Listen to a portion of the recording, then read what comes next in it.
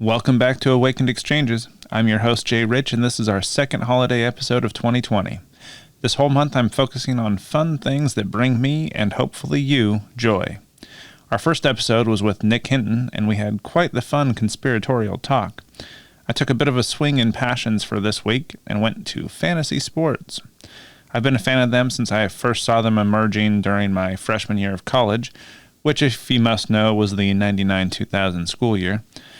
Basketball was always my sport, but I admit that fantasy football can be a whole lot easier to manage with limited time. This week's guest will give us a look at the life of a professional fantasy sports analyst.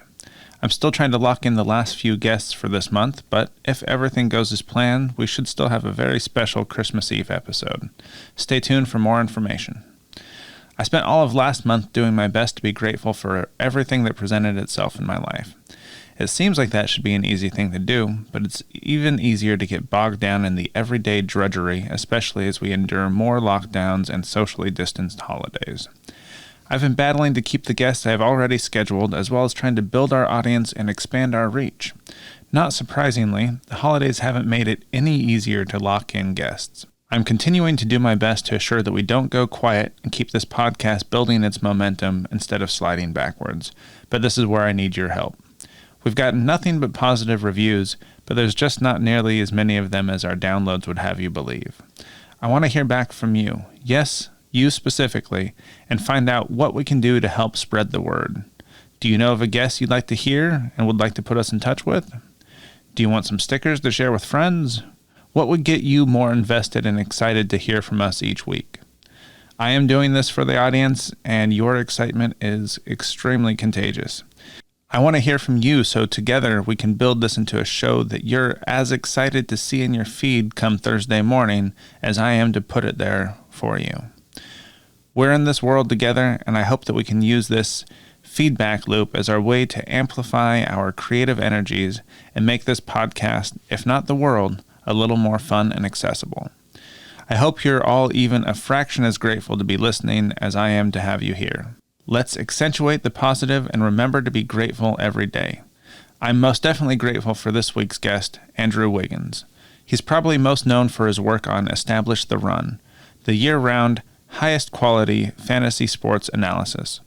He took time away from his schedule to visit with us and give us an honest, open look into his life, as well as a look inside an industry that many of us have had fantasies about dominating.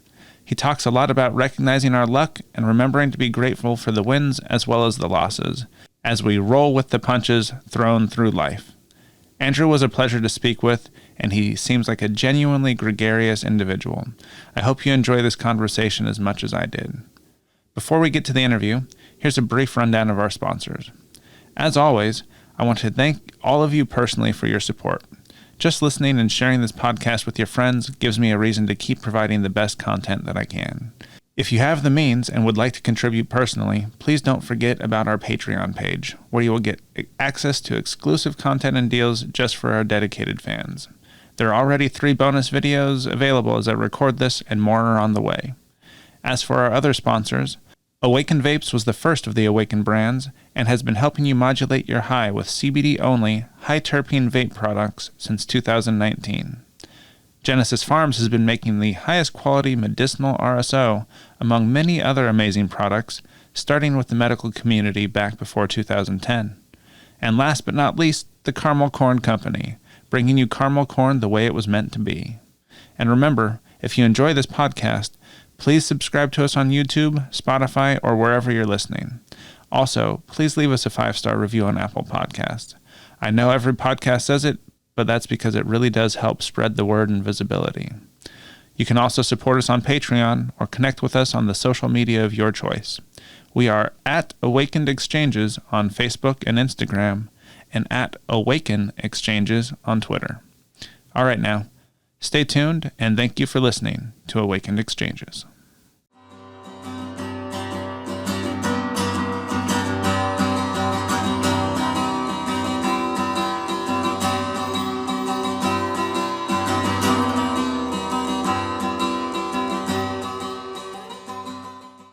Genesis Pharms was founded on the belief in cannabis's ability to heal.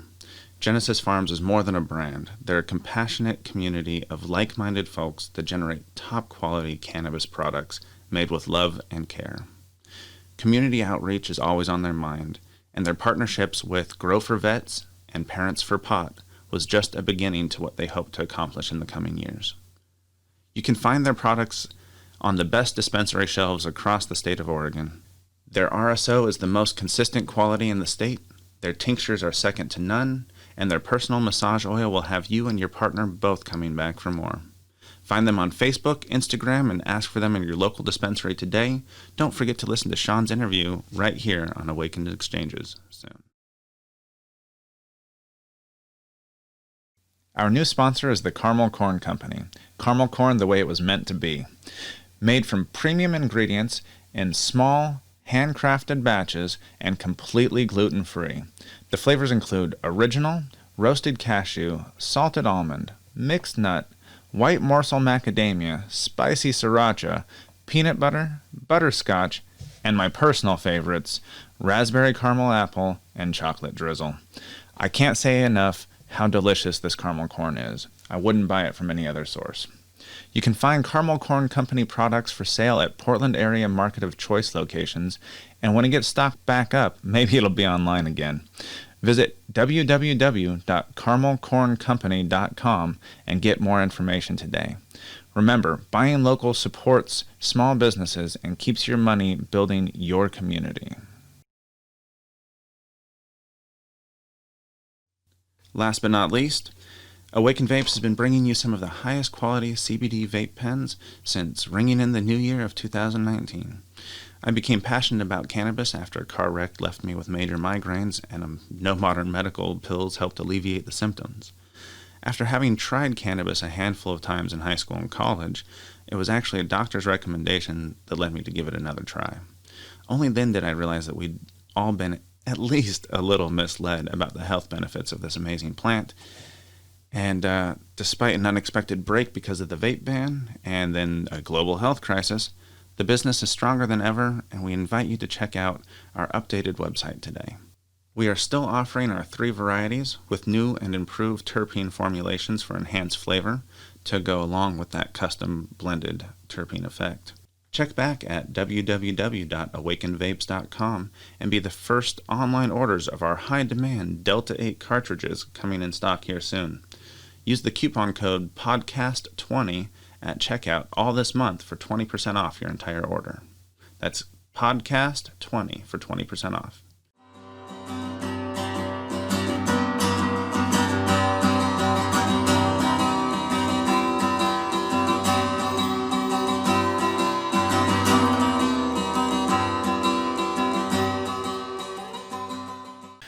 Welcome to Awakened Exchanges. We're glad to have you on today.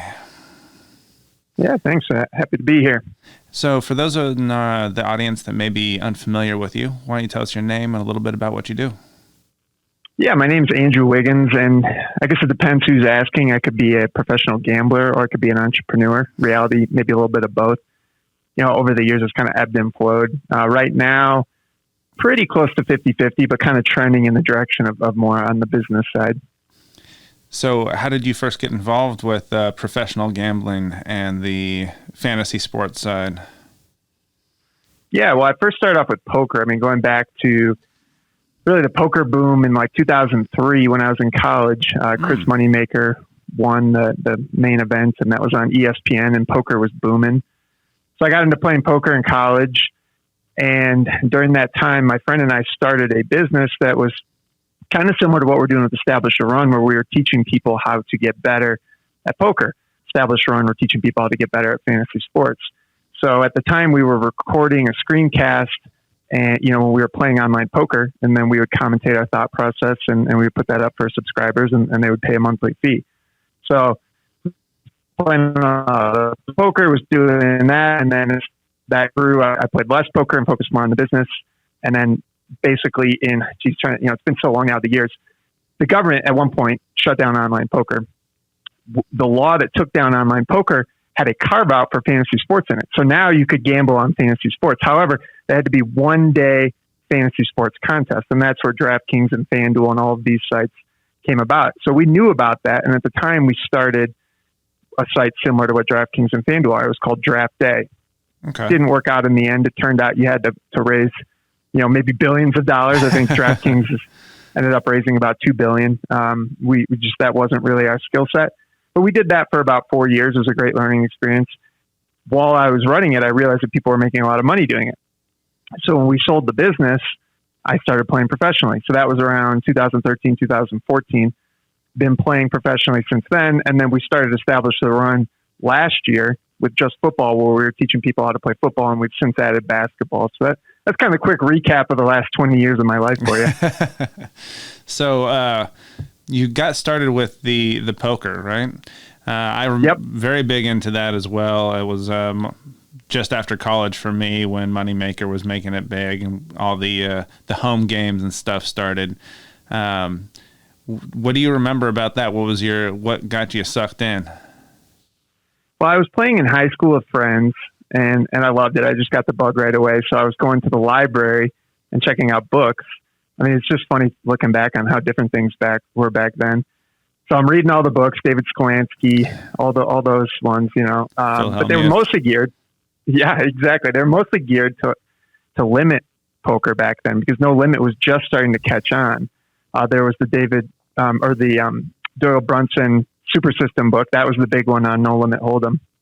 Anyway, you can only get so many games in person. Yeah. And then I went off to college the next year, and I started playing on party poker. And that was when everything was just blowing up. Every classroom, people were coming in and writing on the chalkboard their affiliate links so that you could go in and get a deposit bonus. It was insane. And so I just started playing a ton in college, and yeah, I'd like to say I never looked back, but it really wasn't a smooth start. I was probably in over my head playing online, and I was out partying, so I'd come back and play drunk. And I didn't do very well to start. Lost a decent amount of money. I ended up meeting the person who's now my business partner, and he was just an incredibly talented poker player. And so he kind of helped me out. And maybe within, 9 to 12 months was when I started to do well. And then from there, I guess at that point, I didn't quite look back. So how long were you playing poker exclusively? Well, so I would have started playing in 2003. We ended up launching our training site called Card Runners in 2005. And I think I played pretty seriously, I guess, probably for about 4 years. And then as Card Runners did better and better, I just had less motivation to play. And, it's stressful playing poker, any type of gambling, especially if you're playing higher stakes, you're going to have a lot of swings. And so I just kind of wasn't as invested in it. And I was just focusing more on the business and maybe focusing more on partying with my friends and such. And Card Runners ended up lasting about 10 years. Nice. But after the government shut everything down, which was 2011, I believe, like everything was pretty quick downhill from there. So, were you already involved with the fantasy sports by that point? We were not. We started it. Oh, wait, no, we were. We had just started building Draft Day at the time. So actually it was kind of a perfect transition. And the day, funny enough, the day that they shut poker down was on tax day, April 15th. So they call it Black Friday in the poker world. But basically we just logged on to the sites, PokerStars and Full Tilt Poker one day, and the Department of Justice had seized their websites. And so we thought, that's probably not a good sign. Although actually at the time I was so ignorant that I thought, this will probably work out fine. And here we are almost a decade later. And you can play online poker in a few select states in the U.S., but really it has never come back in the United States. Only place in the country, in the world really, where you can't play online poker. I was wondering about that because I know a lot of people were making fairly decent money at that for a while, and it just kind of dried up instantly. And like you said, the exception for fantasy sports is just on the daily fantasy sports, right? Exactly. Yeah. Well, I guess you could, as long as it's more than one game, you could do it. So you could do it for the whole season too. But it's more of like a gambling type game when you're doing it on a single day, and it can get down to even just 2 games. So like yesterday, there was 2 football games. So you can run a contest for just those 2 Monday night football games. So tell us a little bit more about how you got into Establish the Run. You said you started with this other fantasy company, and then how did that build into that?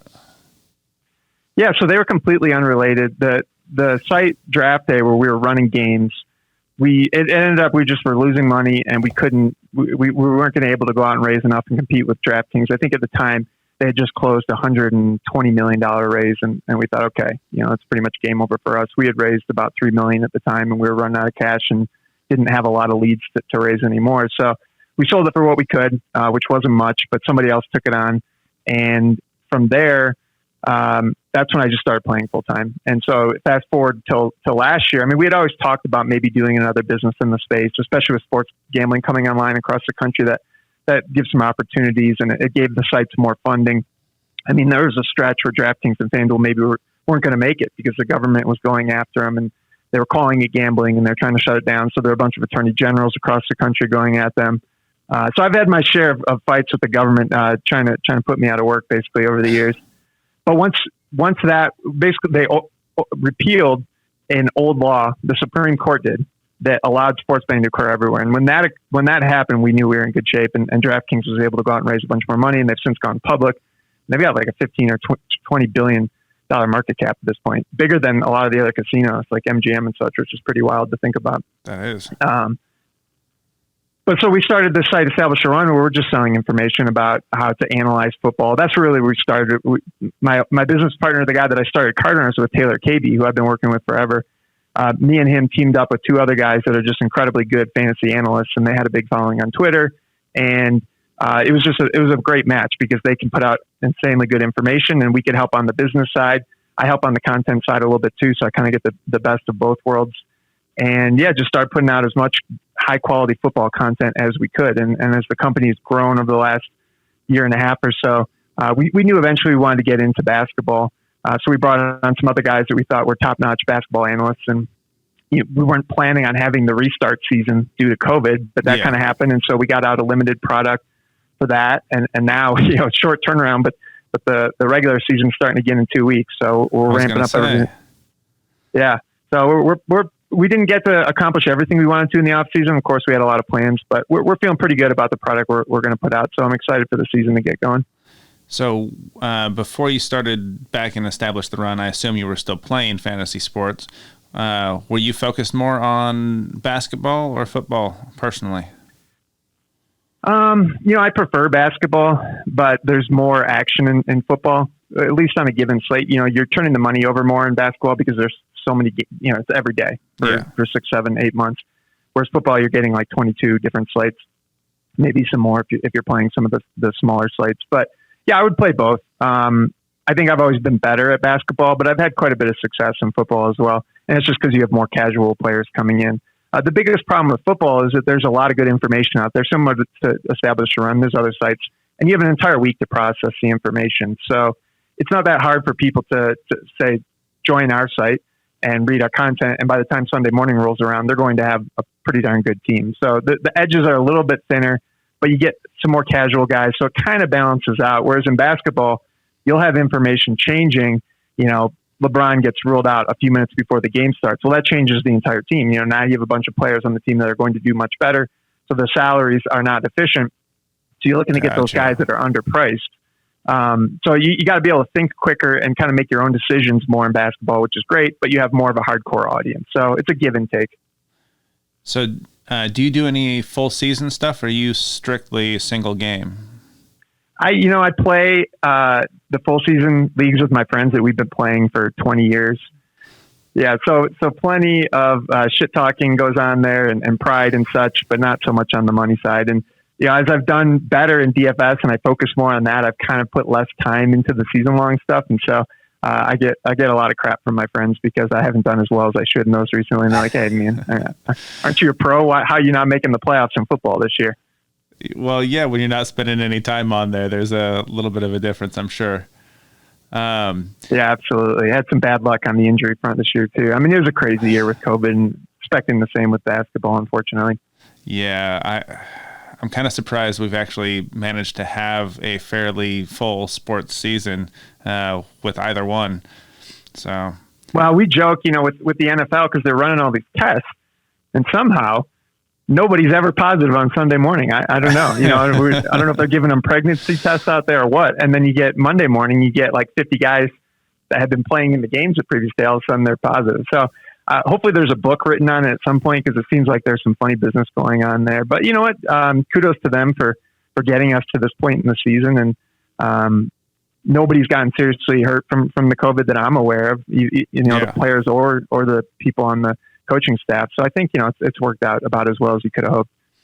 They definitely are probably a lower end of the risk scale than a lot of the people in the country. So, yeah, for the most part, yes. But then you worry a little bit about some of these linemen that weigh, 350 pounds. And then, of course, you have the coaches.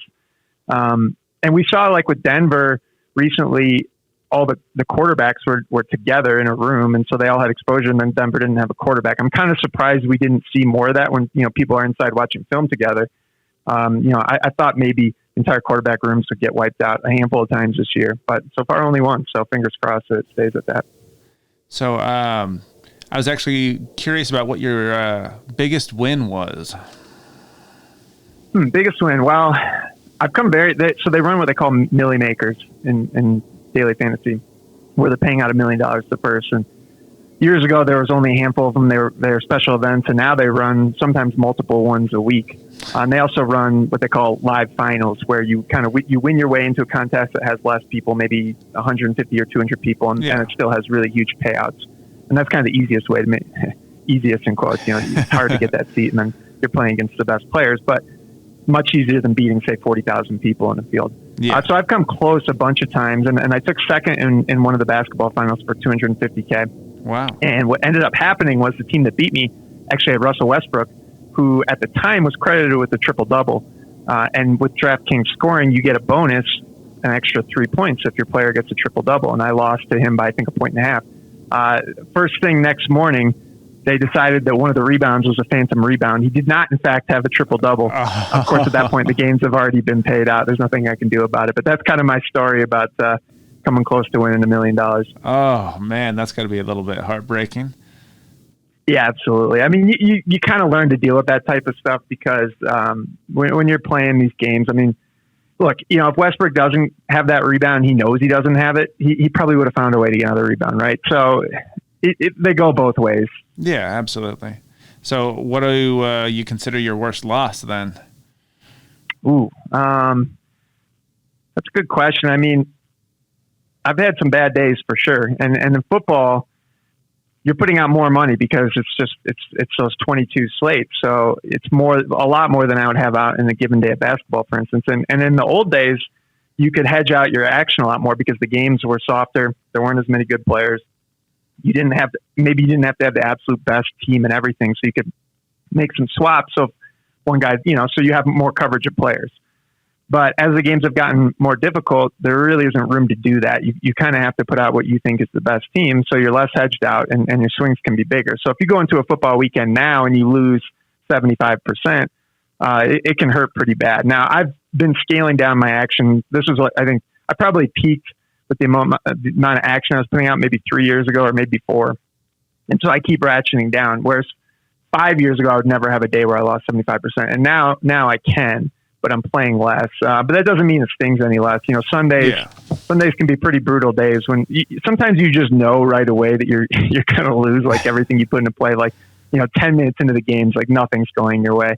And then you kind of just have to sit there and watch the games play out all day long. And it's pretty torturous.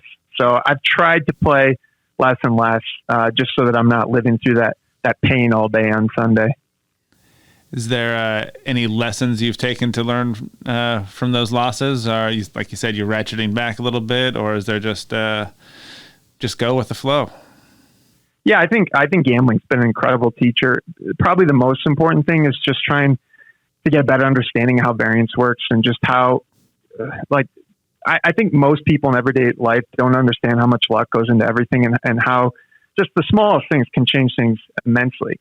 And when you're gambling over and over and over again, you see that, even if you're a 90% favorite or even 95%, like you lose that a lot, if you're playing in infinite times. And of course you remember the times that you lose. So I think that's been the thing, the most important lesson I've taken from gambling is just understand that there is a lot of luck in everything that goes on. And you just got to learn to roll with the punches. Bad beats are always the thing you tend to remember the most. I know with poker games, for sure. Yeah, you get beat on that river that one time you think you've got it all sealed up, those kind of things. Oh, yeah, absolutely. And when I was playing online poker, I'd be playing, I don't know, 6 or 8 tables, and the action is pretty quick. Whereas live, you're playing maybe like 30 hands an hour if you're playing at a casino. If you're playing a bunch of tables online, you could play 200, 300, 500 hands an hour potentially. So you just see a lot of crazy things. And then you'll remember those bad beats and say, well, gosh, I'm so unlucky. But if you're playing enough, you're going to see a lot of crazy things. And so that kind of gets beaten into your head over and over the longer you play. And the same thing happens in fantasy sports. So is there anything in particular that you're looking forward to for the NBA season coming up? Well, I'm looking forward to see Steph Curry play again. It's been a minute since he's been out there. I was really bummed that Clay got injured again. He's one of my favorite players, and I was kind of just looking forward to them getting back to a little bit of the team that they were pre-Durant. And I knew they weren't going to be exactly the same, but I just enjoyed watching that team play so much. And then once Durant got there, it just kind of felt unfair. So, and it just wasn't the same. So I went from really liking that team to disliking them quite a bit, and I was looking forward to getting back to watching them. And we'll still get to see Steph, but bummed about Clay. Outside of that, I'm just excited for some basketball to come back. It's just a nice distraction with all the nonsense going on out there. How often do you get confused for the former NBA player Andrew Wiggins at this point? Yeah, it's funny when you messaged me. I haven't been mistaken for him in a while, but it used to happen a lot. So I had to make sure that you weren't trying to get a hold of the NBA player. And for a while, every time someone was trying to like tweet at him, it would be pretty negative stuff because he hasn't quite lived up to the hype in the NBA. Although that seems to have toned down a little bit. But yeah, I mean, I wish he had been a better player in the NBA. I didn't want him to be a superstar because I figured that would kind of, people would only want to talk about that whenever they met me. But I'm hoping maybe he'll be a little bit better this year because he's been pretty terrible for the most part. Well, he went to CBC for a little while, right? And then is he back in the NBA this year? He's on Golden State, actually. Oh, wow. Nice. Yep. Well, at least he's on a good team for you. I mean, come on. Yeah. Now, I actually noticed something when I was researching you that you used the handle Makisupa. And I was wondering if you could tell us a little bit about how you came about that. Yeah, it's a fish reference, and I've been a big fan of fish for many years. We started seeing them tail end of high school, 2003, 2004, and then they had their hiatus, and basically my entire time in college, which is pretty poor timing if you ask me, but it's kind of an opportunity for me and my friends to get together every year, so we try and make an outing of it. Even now that, we've kind of all moved away, we used to live in Chicago, but it's an opportunity maybe to meet up in Vegas, or we went to the Gorge a couple years ago, or we were supposed to go to Deer Creek this past summer in Indiana. That, of course, did not happen. But, yeah, absolutely love fish, and I probably waste way too much time listening to them and thinking about the band as a whole. Oh, there are worse things to do, right? Especially if it gives you an excuse to hang out with your friends once in a while. Yeah, absolutely. I think my wife would probably prefer I didn't listen to fish at all, but she lets me play them around the house at least. That's good. So as we're getting a little bit more into this, I was going to ask about some of your earlier influences. What were you thinking about doing before you got into the professional gambling side of things? And you play this out 100 times, probably 95 of them I'm a suit, an accountant or something along those lines. I don't know. My dad is in the business world, and I guess I was just going to follow in his footsteps. And I did actually finish my degree in accounting. Hate accounting. I do all the accounting for my businesses. So it's literally the worst day of the month. I hate doing that. So yeah, I feel very fortunate that things played out the way that they did. And as I mentioned, I met my now business partner. He was in the frat that I was joining. And at the University of Illinois, you can get into the bars at 19. You can't drink till you're 21. But I was actually 18 when I started going to school there. So I needed an ID just to even get into the bars. And when you rush the frats, they just collect the IDs from all the guys in the frats and then kind of hand them out to the people. So when I joined it, I went back to him and said, hey, can I get one of your IDs? Can we go, we'll get you a new one and I can have your old one. He said, sure. When I walked in to meet him, he was playing online poker. And so the rest is kind of history there. And he ended up being one of the best no limit hold'em. I would say he probably was the best heads up no limit hold'em player in the world for maybe like a 6-month time frame. So I mean, we're talking about an incredibly talented poker player. So yeah, I mean, it's just like you look back and think if I joined a different brand or whatever, I would have had a completely different life. Very interesting. What current projects are you focusing on at this point? Is it just getting ready for the NBA right now?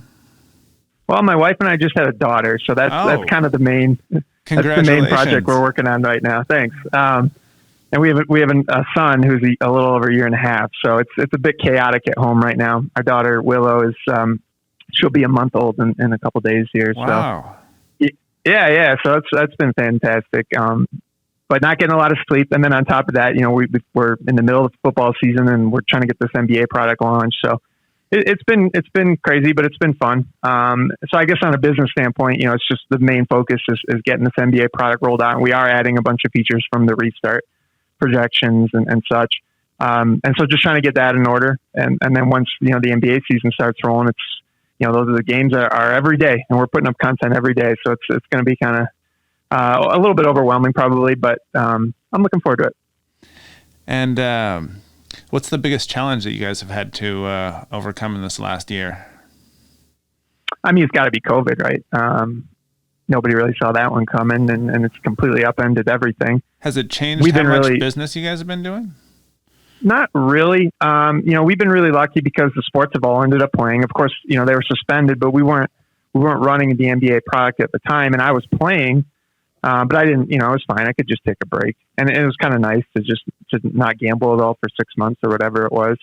And when it came back, people wanted to watch football, and football has gone off without a hitch. A lot of people were concerned, and we had a policy. Look, if the games don't end up getting played, we're going to give you your content at some point. And that hasn't come into play yet, thankfully. So yeah, I mean, we've been very blessed as far as not really being impacted negatively by it. And my wife was a teacher, but she's been stay at home since we had our first kid, and we're up in the mountains in Colorado. So, it's like we can get outside. We're not really packed in. And we moved here 2 years ago after living in downtown Chicago for 10 years. So, I mean, I'm definitely really glad that we're not in Chicago right now.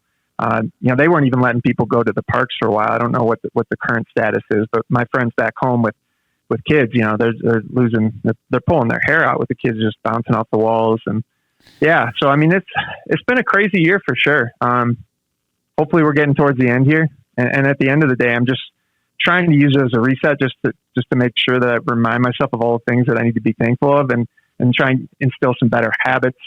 Kind of everyone jumped into that right when it happened. I'm going to learn a new instrument, et cetera, et cetera. Like I was learning music theory for the first month and a half of COVID, and then it just dropped off. I've been playing guitar like crappily for I don't know, since high school, so 20 years. And I keep saying I'm going to learn the actual theory behind it and never do. But yeah, man, just trying to get through this year and hoping things can get back to normal kind of soon. I know. So here in Portland, we're back on level 1 lockdowns at this point, and everything's surging and closing down around us. And it's been weird not able to go out on a hike when I'm 10 minutes from Multnomah Falls and things like that. Then there's been a lot of. They've closed down the trails and everything too. For the most part, they had opened back up, and now everything's closing back down again. So it's yeah, definitely that seems weird crazy to me. Right outside. Yeah, I mean, I think that's what I wish that the one thing that and it's hard to critique everything because first of all, we don't have all the information. Secondly, I can understand why people have reacted the way they have. But the one thing that I think was really a layup that has been missed is why aren't we suggesting that people, one, get in as best shape as they can, and two, get outside and get as much sunshine as they can. When you're shutting down parks and hiking and all that, like, it seems really bad. I mean, there's not much evidence that people can get it outside, and we know that vitamin D is really good at fighting it. So I wish that we had used this as an opportunity to get healthier as a nation. It doesn't seem like that's occurred. And when you've got, I don't know, 60% of the country is obese, it's really frustrating. And it's hard to fight a virus. Your immune system is not going to be good when you're not in shape. So I don't know. It seems like a missed opportunity there. I definitely agree. There's been so little talk about immune health and all the things that we could be doing to improve ourselves and be less susceptible if we were to get the disease. Like, I get the feeling that I do enough running and I stay active enough. If I were to get it, it'd probably be a pretty bad cold, but that would be, the extent of it. I'd be more worried about passing it on to others. And if we were a little bit healthier, maybe we could make those choices for ourselves a little bit. Yeah, I was out. So I've been trying to do more sunbathing just to make sure I'm getting good vitamin D during the heart of the day. And my wife's friend came over the other day to drop off some presents for the baby, and I didn't know she was coming. And the dog starts barking. I just come walking around. I'm wearing shorts, no shirt. The middle of winter at like noon on a Tuesday. Just look like a crazy person out there. But I think getting that sunshine's important. Yeah. I mean, the thing about Colorado is people think that it's pretty cold out here, but it's actually really, really mild in the winter because the sunshine, it's sunny every day and the sun is really warm. I'm up at 7,500 feet. So it's warmer than like being down at sea level. And so it could be like 45 and you could be wearing shorts if you're in the sun. It's nothing at all like the Midwest, which is, oh man, I just hated those Chicago winters. I can imagine. I've lived in the South. I've lived in the West Coast. I have not lived through a Midwest winter though. So it's rough, man. Is there anything that you wish you had known 10 years ago that you would have changed how you've done things these last few? Yeah. I mean, I think 10 years ago, it's like so much has changed for me in 10 years, but really the main thing, like just understanding that reality maybe isn't so rigid. I'm not exactly sure what it is, but at a bare minimum, the way that you interact with other people and just your environment, like that shapes how you perceive reality. And so I think I've focused a lot on that over the last 10 years. And that wasn't something that was really on my radar back then. So, I don't know how far to actually take that. If you start looking at like Neville Goddard stuff or whatever, how much of your reality are you really creating? I don't know. But so it's certainly just the interactions you have with your environment change everything. So is there a way that you would handle yourself differently or the businesses, or do you think you would still be going down a similar path at this point? Well, in my early 20s, I had so much success that I don't think I was pushing myself as much as I should. Everything came very easy. There's the poker where the games were you just didn't have to be that good of a poker player because the games were so good at the time. And nobody really understood how to play poker back then. I mean, the game has evolved so much since then. I couldn't, even having been a former professional player, if I sat down in a game now, I'd get absolutely killed because I don't play much anymore. I can still beat my friends, but that's about as far as I get. Yeah, so. Exactly. I've done well in our Poker Bros COVID league, but if I were playing anyone that's serious, it's game over. So yeah, I think I just took a lot of things for granted. And then really it was probably draft day when draft day failed. I just kind of assumed that was going to be a success because everything we had done up to that point had gone very well. So that was a wake up moment for me, and I think an important one. And from there, when I was able to do fantasy sports professionally, it was like a second chance. And for that to have already gone through it with poker and to get it again with a new game that was just starting up, and the games were once again very, very soft at the beginning there. But to know that the second time through, I had to take it completely seriously and do everything I could to put myself at the top. Because, in like these gambling worlds, it's a lot of young people. There's a lot of partying, money, people start having money. So they're going to clubs and all kind of, all the trappings that you can imagine. Oh, yeah. And I was part of that with the poker stuff. But when I came through it the second time, I really gave it my all. So I had no regrets about how I was approaching it. And I ended up being very successful, and it's put me in a great position going forward. So, I mean, again, you talk about luck, like to get that second opportunity. I mean, like what are the odds of that? I think that there's some luck that we can't change, but how you handle the situations also helps make your own luck along the way too. So it says a lot about you. Yeah, thanks. I mean, but that's absolutely true.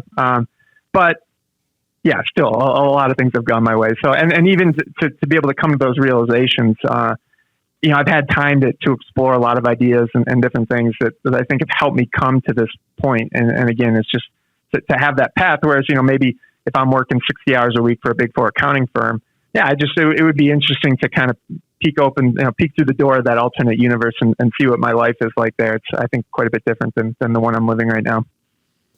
So I was going to ask what the best compliment you've ever received, professional, I guess. Professional, I don't know. I mean, I think really, it's just when people are enjoying the products that we're putting out. I mean, and the great thing about selling information for gambling is when people win big scores, and sometimes people have won life-changing money, with not entirely because of us, but we played a role in that. Yeah. So, that's always really cool. And when you can see someone get something that will actually change the course of their life, and then, if they win, you can win six figures, you can win $1 million. Like, there's real money to be made, even for people that are playing casually.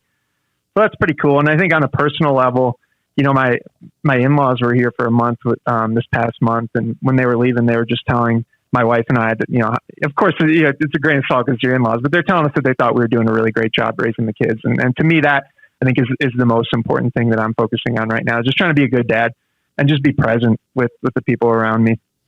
I think that's something that most kids don't see in their lives. So you taking that time right now, resetting your boundaries, resetting your life to where you can do all these professional things as well as keeping your personal life on track is very cool.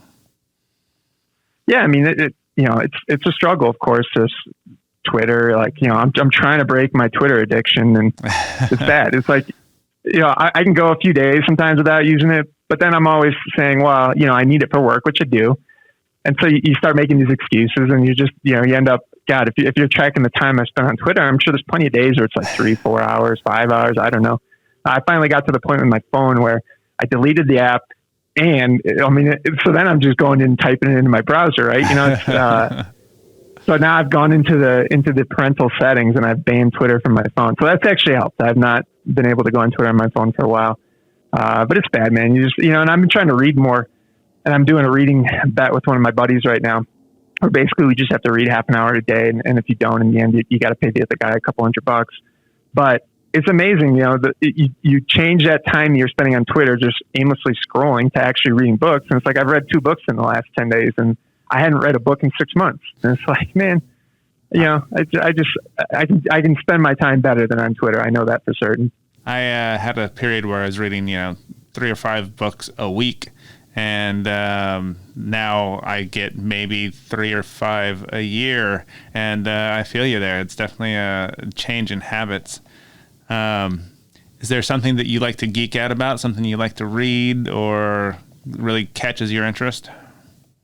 I don't know. I go through phases. I'm mostly reading fiction stuff now. I just read a book called The Overstory, which I thought was really fantastic. And it's really about trees and relationships, and just kind of weaves together these different stories and with a lot of depth. So I recommend that one. And then I just read The Bitcoin Billionaires, which is about the Winklevoss twins. And that was a really easy read. And I kind of knew the story anyway, but it was fun kind of with crypto going nuts right now. And being talk about, it's like Twitter goes from being 100% Trump to now it's 100% Bitcoin. It's funny kind of watching the ebbs and flows on Twitter. But yeah, as far as stuff I geek out about, I think like music is my main passion really. And when everything's normal, I'm going to tons and tons of live shows, and I live 15 minutes from Red Rock. So I'm going there like once a week in the summer, and, freaking love that. And so not having shows this year was, it's a big time bummer. But I did buy a record player at the start of COVID. So I've been listening to a lot of vinyl, collecting records. And so that's been, I guess, a fun diversion. It's gotten me to listen to some other stuff, because I was mostly listening to live music, Fish, Grateful Dead, Billy Strings. But now with the record player, I'm buying actual records. And so I'm listening to a lot of country lately and just stuff I wasn't listening to as much before. So that's been a fun experiment. So obviously you mentioned Fish. What other live shows really stand out to you? Yeah, I think the best up and coming guy right now is this guy called Billy Strings, and he's a bluegrass player, but it's like jam grass, and he does a bunch of covers. So it's probably, if you go to one of his shows, it's maybe like 50% of his music, 25% traditional bluegrass, and then 25% covers, and he'll do all kinds of fun stuff. And I think, outside of Fish, that's probably the number 2 show I would want to see, and he's a little bit smaller too, so that's nice. Yeah, man, I like all kinds of live music, really anything. I'm fiending to get back to any show at this point. Any favorite shows besides Fish or anyone? I like going to see Dead and Company, just because, not that the music is as top notch as it could be, because I don't think it necessarily is, but the vibe that you get at those shows, I think is really unparalleled. Just, people are so excited to be there, and they'll come up and play 2 shows in Boulder. And so you got 40,000 deadheads there, taking over the town. Everyone's wearing tie-dye, going around high-fiving. All the bars are playing dead music. And it's just, there's a sense of community and just positive energy that you can really just feel in the air. And so I just miss that. It's like I grew up religious. I'm not religious now, but I think when I'm going to live music events like that, that's kind of been a religious experience for me. Absolutely. And so, so it's just been a big hole not having that. It's a big culture. It's the community of people all sharing that same music, that same event. It just brings that different energy to it. I can definitely feel that. Yeah, and Red Rocks in particular, I mean, everybody loves playing there. Everybody loves being there. So the bands are always bringing their best, and a lot of people travel in from out of town to go to shows there. And, just the scenery is unbelievable. So I've gone there a few times just to hike around, like with my son, and it's just like, man, what a bummer that we can't see any music here for a while. But I'm hoping, at least that's an outdoor venue. So I think, by next summer, I feel pretty confident with the vax and everything coming that they should at least have some shows there. I freaking hope so. I'm hopeful, if not confident. I'd like to think that they're going to get their act together and we can get enough people vaccinated. We can do some outdoor activities, but I don't know how they're going to handle that yet. Yeah, it remains to be seen. So as we're getting a little bit farther into this, there's a segment I like to do called the moment of vulnerability. And it's just a little bit of randomness on there. It's a little bit more personal. What motivates you in life? I think at this point, just like I was saying, just being a good dad, just trying to give my kids every opportunity to succeed and be happy. And I think if I can instill some of the things that I've come across in the last decade to them, get them meditating early, get them exercising, spending a ton of time outside. My son already just absolutely loves being outside, which brings so much joy to me to watch him just wanting to be out in the woods and playing around. And, that was a big reason we moved out to Colorado, because we wanted to have some land to raise our family with. And so that's paying off in spades so far. But yeah, I mean, just trying to focus on that. And like I said, just trying to work on being present, because sometimes I'm good at it. Most of the times I'm really terrible at it. And I think there's progress that I see, but it's, 2 steps forward, 1 step back type of thing. And so if I can ever get to the point where I'm actually like always focused on that and always making it a priority, that would be pretty great. So just trying to move in that direction. Definitely seems like you are. Do you consider your childhood one that you want to emulate for your kids? Yeah, I had a really good childhood. I was the oldest of 3 boys, and really, it was great. My parents were there for me. They gave me every opportunity to do whatever I wanted. I think, looking back, maybe there was a little bit of religious fundamentalism that was injected and kind of got worse over the years. But at the same time, I'm thankful for that, to have that background. I think there's a lot of valuable stuff in religion, especially in the Catholic tradition. I think there's a lot of good stuff. I think the Gospels and the message that Jesus was teaching is incredible. I think it's muddied up a little bit by the way the organization handles it. Absolutely. But I want my kids to have the opportunity to explore that, and I'm glad I have that base. But yeah, I mean, I think I had a very blessed childhood. I was raised by a lapsed Catholic as well, so the having that history there kind of gives me a weird appreciation of it. I just don't see a lot of people doing the do unto others as you would have them do unto you part. That's the part I think gets lost in a lot of Christianity lately. Yeah, I heard you mention Joseph Campbell in the Hinton interview, and I actually just finally got around to watching The Power of Myth. I'd heard a lot about Campbell, and I'd never actually dove into his stuff. And over the last couple of weeks, I watched the PBS special, The Power of Myth, and man, I can't recommend that enough. I just thought it was fantastic, and there's a lot of ideas I'd thought about in the past, but the way he kind of summarized it and put it all together, I mean, that guy was onto some stuff right there. Really was. He's in fact, that whole series is one of my favorites. I wish I had a copy of it. I think I would catch it whenever it shows back up on Prime or whatever. But yeah. I had to buy it, but it was only $10. So hopefully I bought it and not rented it, because I definitely want to go back and watch it again. He's definitely him and Jordan Peterson studied with him a lot, and they have that same the mythology. It's very interesting to think about.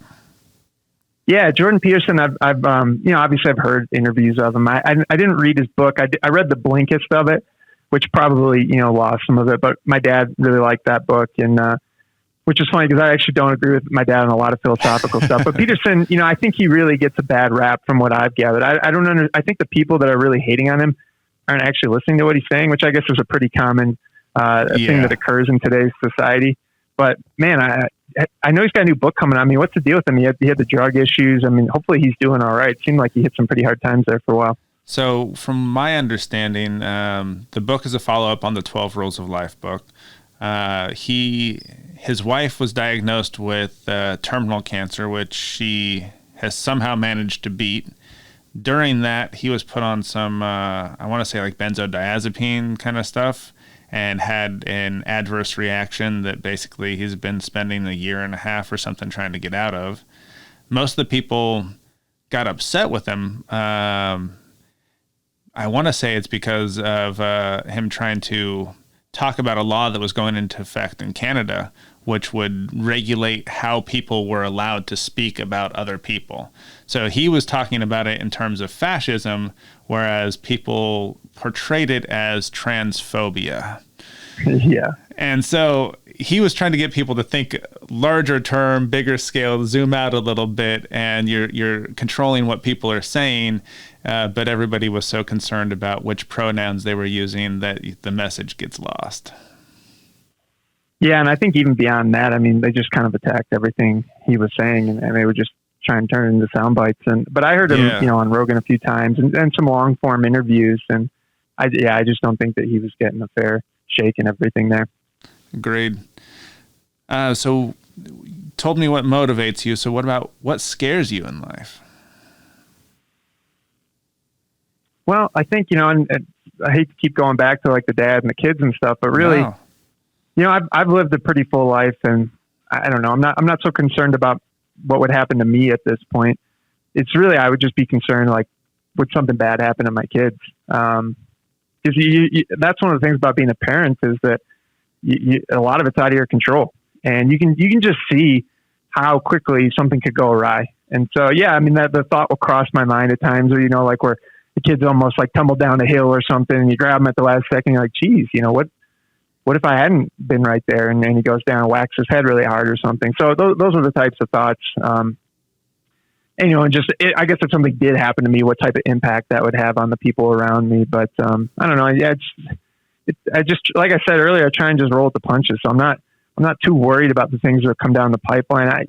And right now, with everything that's happening in the world, I think a lot of people are probably really concerned. And I kind of went through a phase and back like around the first financial crash where I got into a really dark place, and you get into the conspiracies, and you get into the, monetary system's going to collapse, et cetera, et cetera. And it was not good. And, I think through that, I kind of understood that, well, first of all, we'd have no idea what's going to happen, because I was convinced in 2009 or whatever that everything was going to collapse. And here we are, we had a decade where everything went very well for the most part. So, just try not worry about it and take it as it comes, really. Well, I was going to ask what you do to get over those things, but that's what it sounds like. You just roll with the punches. And I think, when I'm meditating regularly, that's very helpful. And I'll go like a month where I meditate every day, and then I'll go like 3 months where I don't meditate at all. So that's kind of what I was saying, where I can't get these habits to stick, but I'm hopeful that eventually they will. And I have a float tank in my basement. Which I have not been using. What? I know, man. I was using it all the time, and then just like I've been busy, and like I feel bad with the baby. Like, oh, hey, honey, I'm gonna go, float for an hour and a half. Like it's just, So I think once my daughter's a little bit older, I'll get back in there. But man, when I'm using that thing regularly, that's when everything's really clicking, because it's. So you've floated before? I've only got to do one, and I would love to do it on a regular basis. The amount that you can think about in an hour and a half in a float tank is pretty impressive. Yeah, I mean, I always liken it to, it's like doing psychedelic, like a light dose of psychedelics. You get a lot of the same positives out of it, where you just come out, you got a smile on your face, the colors are brighter, you're more present, your worries just melt away to an extent. So I mean, I think I can't recommend it enough. If anyone out there listening has access to a float tank in most major cities. Like they're pretty much everywhere now. I would highly recommend getting in to do it. And if you did it once and you liked it, you would love it if you could do it more frequently because it just builds on itself. I almost got this summer. I was going to go in and do a membership, but they'd closed them all down basically even after things were reopening. So hopefully next year we'll get around to that one of these days. Yeah, that's probably just one of these businesses that's going to get hit pretty hard from COVID. You can't stay open, and now they got to go through another winter. It's freaking brutal, man. My heart goes out to all the small business owners because I've been there in spots where my business is failing, and it's just such a helpless feeling. And even in those spots, it was really on me. And this, to have it completely out of your control, man, it breaks my heart to even think about it. So many small businesses across the country. There's no real help that's come through. It's been May was the last time when they really did anything for the stimulus, and with the new surge, I'm really concerned about restaurants again. There's so many restaurants who barely hung on through that first round, and I don't know if they're going to make it through winter. I mean, I think it could be as high as like 75% of restaurants turnover. And, it's just like the shot that we're taking. The culture in America already has been on a terrible downward trajectory. And now it's like, music venues are going to be closing, restaurants are going to be closing, art venues, whatever. Like, I hope you like Amazon and Chipotle, man. Sad existence, but it could be worse. So let's hope we can build it back strong, right? I mean, I'm really optimistic overall. I as long as we can take some lessons from this, and look, this could have been a lot worse. Thank God that this pandemic does not impact young people and children. Imagine what we'd be doing right now if it was, because usually the tales are similar to really young and old people. And so if it was hitting young people, babies, like it is old people, I mean, holy shit, man. So hopefully we'll learn some lessons here, because there will be something down the line. We were very lucky that we haven't had something like this in a long time. So fingers crossed that we can put in some, implement some strategies for the next one. Well, that's what people forget. The 1918-1919 flu was all about the young, healthy soldiers were the ones that were getting killed. It was it would attack healthy immune systems. So all the people that were dying were in their 20s and 30s. Changed a generation completely, and we could have ended up with the same thing. Yep. And it probably will come at some point in our lifetimes. We're too connected, and people's immune systems suck, and et cetera, et cetera. Like we were very lucky to go this long without one. Agreed. So I have a feeling it might be your kids, but I was curious about a game-changing moment in your life. Yeah, you could probably say that, man. That it's crazy moment just to watch a child being born, and then to watch them grow up. So it's not just a singular moment, but the whole thing. It's funny looking back, because it was my son's 18 months old, I think, or no, he's 19 months old. So, it hasn't been that long, but just trying to even think back before we had him and now with my daughter, it's like life is so much different, and it's super rewarding just to have someone else to live for, and then just try and give them every opportunity to be as successful as possible. I mean, I don't even, I just want to do what I have to do to help them basically at this point. Is there something you'd like to pass on to them if you could? Some bit of knowledge? Yeah, I mean, it's like, and I guess one takeaway from this interview is I just try and keep things pretty simple. But yeah, just be present, man. That's the main one. And I think like so many problems in our society stem from that. And it's like you go out and you're hanging out with everyone, and I'm certainly guilty of it, and everyone's on their phone. And even if you can get, sometimes a lot of my friends are pretty good about it, and me as well. And you'll get like, an hour or 2 hours and there's no phone. But then all of a sudden, oh yeah, I got to see what I've missed. And all of a sudden you look around, everybody's on the phone. And you got 10 minutes that no one's looking up. They're just all down there. Yeah, I feel you. So it makes me sad. And so and the social media stuff worries me a lot. So I don't know, this poor kid's probably, both of them, they're not going to have phones or on social media till they're 20 years old. But yeah, I think just try and get them to love being outdoors and doing physical activities with other people, just the things that we used to do when we were kids. And I think we were really blessed that we were able to see both sides of the coin. My youngest brother is 10 years younger than me, and he doesn't really know a world without smartphones and the internet and such. And I didn't have a cell phone until till college. I didn't either. It might even been like halfway through college, and they weren't really. It was like a phone back then. It was you're doing T9 texting. I was gonna say, yeah. So, and I can remember like traveling around, like I studied abroad, and having to like print out a map and trying to like find your way around, or you're telling somebody, hey, I'm going to meet you at this spot at this time. You better freaking be there, or we're not meeting. And so I think, it kind of makes me a little bit sad that some of that is lost, because there's something about exploring and just trying to figure things out on your own that maybe kids aren't doing now. I was going to say, I was in a family that was an early adopter of the internet, been online since probably 93, 94. But even online then was so much different than it is now. The social media aspect just didn't exist. And it's weird to see people who've never had a device not be in front of them their whole lives, basically.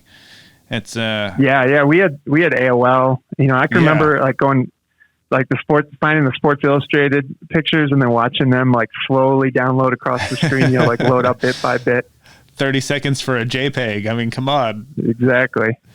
Yeah. But yeah, just to add to that question too, I think one of the things you see with kids is just their sense of wonder and awe about everything. Everything is so cool to them. And so, one, I'm trying to have more of that in my life, but really I want to just encourage them to have a sense of awe and wonder about everything, because it's just so easy to get used to things like a beautiful sunrise and just take it for granted. And it sounds corny, right? But if you can get to the point where you're really taking that in every time, like that's the way that we should be living. Agreed. So many people don't take any time during their day to appreciate the world that's around them. You get into traffic, and that's all you think about. It's just the traffic. Yeah, and some of it depends where you're driving too. Like when I was in Chicago, I was not a big fan of driving around. But here we're like 20 minutes, 30 minutes from everything. But they're beautiful drives, and it's like, you roll the windows down, crank the music up a little bit, and I actually really enjoy it. Is there anything that I should have asked you that I haven't asked yet, or didn't think to? I don't think so, man. No, it's been fun. As when I was looking at those, the questions, like what motivates you and such, we were just conducting some interviews for Established Run last week, and one of my associates was conducting the interview, and I had not been on one with him before, and he was asking these questions, and I'm thinking, dang, that'd be kind of tough on the spot. So I'm glad you sent me the document beforehand so I could think about it a little bit and not be blindsided. But these poor guys we were interviewing had to say what motivated them, et cetera. I mean, I guess those are kind of common interview questions, but how often do you really think about it? Yeah, I mean, exactly. Yeah. Well, all right. Well, then one last one for you. Any personal philosophies on life? I mean, we kind of covered it. It's just, keep it simple. Stay present. Yeah. Try and have a sense of awe. Just treat other people with respect and dignity, and especially in the world that we live in today, where everyone's so angry all the time, and just understand that like most things aren't nearly as big of a deal as you think they are. I think, thank God Trump's gone, just because it put everyone on so much edge, and everyone was acting like everything was the end of the world, and I couldn't deal with it anymore. Yeah, it was just not good. Yeah, so get out and vote, of course, but like probably don't have politics as part of your life, like stuff like that. Just try and be a happy, pleasant person. I think we need more of that in the world right now. Any last words or personal shout outs?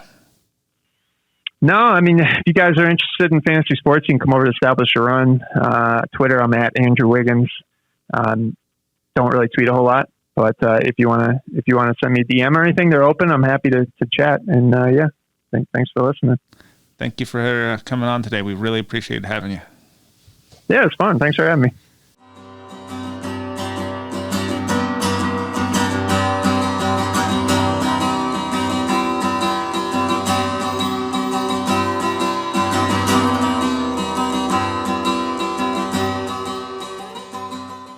Thank you again for listening, and I hope you enjoyed this conversation as much as I did. It was a genuine pleasure to speak with Andrew. I want to thank him and also give a special thanks to all of our listeners. You are the reason I'm doing this. Please tell your friends about us, subscribe to us on YouTube, Spotify, or wherever you're listening, and please leave us a 5-star review on Apple Podcasts. Every podcast says it because it really does help spread the word. You can also support us on Patreon or connect with us on the social media of your choice. We are at Awakened Exchanges on Facebook and Instagram, and at Awaken Exchanges on Twitter. Thanks again, and have a blessed day.